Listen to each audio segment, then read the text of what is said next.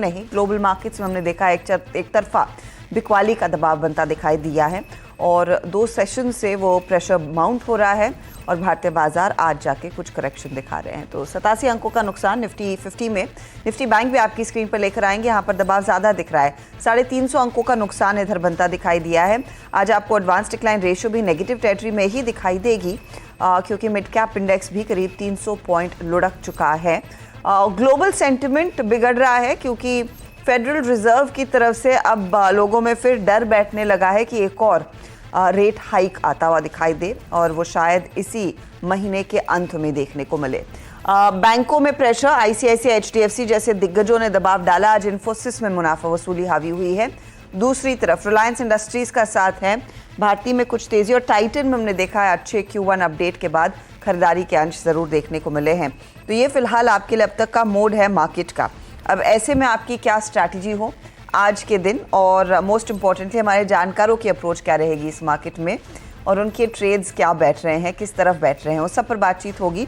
कल तक के रिटर्न्स पहले आपकी स्क्रीन पर आ गए हैं। ब्रिजेश ने करीब 8% तक की कमाई की, अनुज गुप्ता लगभग 6% के रिटर्न्स पर हैं और प्रदीप पोचंदानी 3.5% के रिटर्न्स कमा कर गए हैं। कुछ आउट परफॉर्मिंग ट्रेड्स रहे इनके, तो वो भी स्क्रीन पर लेकर आइएगा, फिर जानकारों को जोड़ना शुरू करेंगे। और आप ध्यान दें,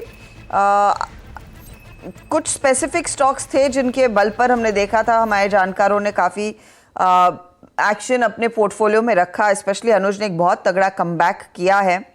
अनुज, शुरुआत मैं आप ही से करना चाहूँगी। 6% के रिटर्न्स आपने कमाए। आपने इनफैक्ट टाटा स्टील के एक ट्रेड को लगातार होल्ड किया और आज उसमें से एग्जिट ले लिया। ये बताइए, मार्केट में जो आज थोड़ी सी वीकनेस आई है उसे आप कैसे ट्रीट कर रहे हैं? क्या रणनीति रहेगी आपकी?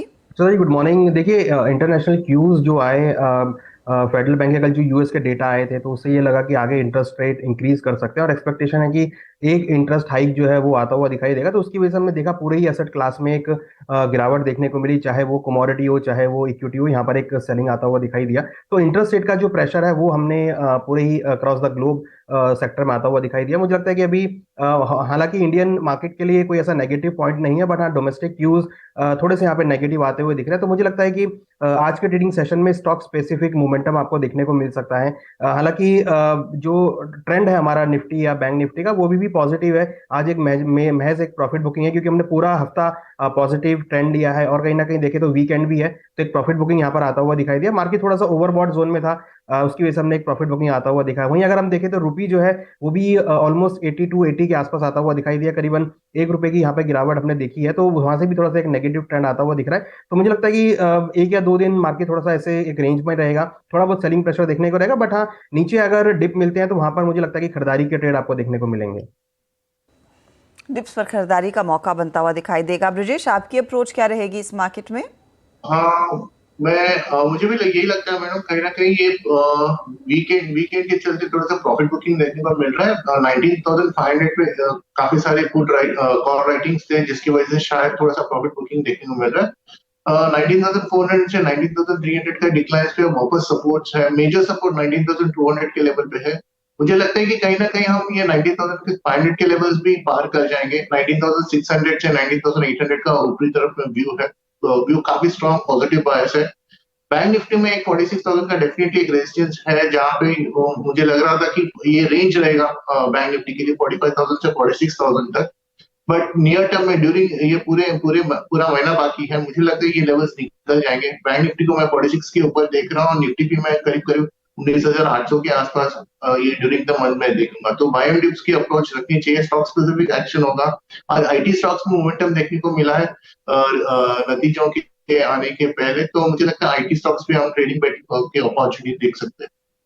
तो देखते हैं क्या आप आइडेंटिफाई करेंगे। लेकिन प्रदीप, आपकी अप्रोच क्या रहेगी? क्योंकि थोड़ा सा कंसोलिडेट कर सकता है मार्केट, उसमें दो राय नहीं है। क्या एक डीपर करेक्शन के लिए भी तैयार होना चाहिए या नहीं?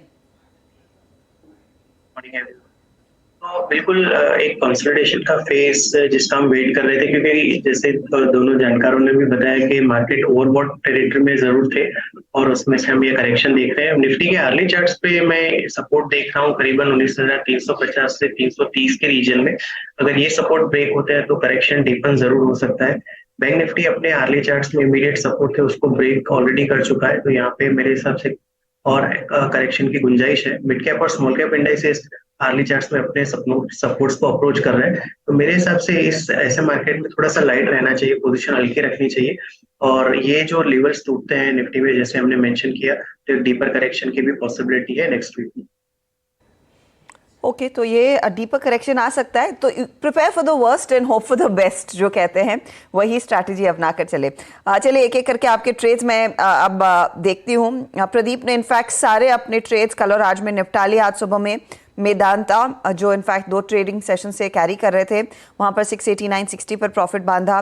देवयानी इंटरनेशनल में एग्जिट किया 192 पर। कल बालकृष्ण इंडस्ट्रीज, एथर जैसे ट्रेड्स में इन्होंने अपना ट्रेड काट लिया था या एग्जिट कर लिया था। बताइए आप प्रदीप, नया ट्रेड आज का क्या दे रहे हैं? पहला वाला आज मैं बाय की साइड में भारतीय एयरटेल को ऐड करना चाहूंगा। वीक मार्केट में भी ये स्टॉक आज एक अच्छे वॉल्यूम के साथ बढ़त दिखा रहा है, करीबन 1% की वॉल्यूम आज के जो है वो कल के वॉल्यूम से ऑलरेडी डबल हो चुके हैं। तो मेरे हिसाब से भारतीय एयरटेल एक वीक मार्केट में आउट परफॉर्म कर सकता है। 879 के करंट रेट पे इसको ऐड कर सकते हैं। 869 का स्टॉप लॉस रहेगा और 915 की टारगेट रहेगी। 915 के लिए आप कह रहे हैं तेजी की पोजीशन लेकर चले, 869 के आसपास स्टॉप लॉस लगाए। भारतीय आज टॉप परफॉर्मर्स में शामिल है। तेजी की पोजीशंस यहाँ पर बनी ज़रूर हैं। हमने देखा भी था निफ्टी के कंट्रीब्यूटर्स में तेजी का योगदान इसका बन रहा है। 915 बाय कॉल, 869 स्टॉप लॉस। चलिए अब आते हैं अनुज के पोर्टफोलियो पर। तो जैसे मैं कुछ देर पहले मेंशन कर रही थी, टाटा स्टील में आज इन्होंने एग्जिट कर लिया 113 के लेवल्स पर। MRPL और RCF का ट्रेड इन्होंने कल ही निपटा लिया था। अनुज, नया क्या जोड़ेंगे? हर्षद जी, यहाँ पर मैं एक स्टॉक है रेनबो चिल्ड्रंस करके, ये हेल्थ केयर स्टॉक है और यहाँ पे काफी अच्छा मोमेंटम हमने आते हुए देखा है। पिछले दिनों में हमने एक कंसोलिडेशन देखा था, आज फाइनली इसमें एक अच्छा ब्रेकआउट देखने को मिला है। तो मुझे लगता है कि रेनबो चिल्ड्रन हेल्थ केयर में खरीदारी करना चाहिए। 995 का स्टॉप लॉस लगाया, टारगेट मुझे लग रहा है कि करीबन 1070 तक देखने को मिल सकता है। तो अच्छा खासा मोमेंटम है, वॉल्यूम काउंटर में बढ़ते हुए दिखाई दिए हैं और स्टॉक स्पेसिफिक है, तो मुझे लगता है कि एक अच्छा बाउंस इसमें हम एक्सपेक्ट कर सकते हैं।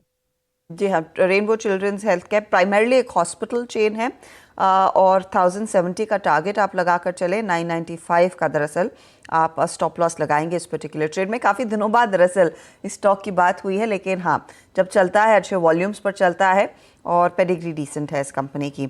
अब चलते हैं ब्रिजेश के पास, और ब्रिजेश ने ITC के ट्रेड को कैरी किया है। इन्होंने अपोलो हॉस्पिटल में कल मुनाफा एग्जिट कर लिया या प्रॉफिट बुक किया 5290 के लेवल्स पर, और इंजीनियर्स इंडिया में भी एग्जिट किया था 119 के स्तरों पर। ब्रिजेश, आपका आज का नया ट्रेड क्या है?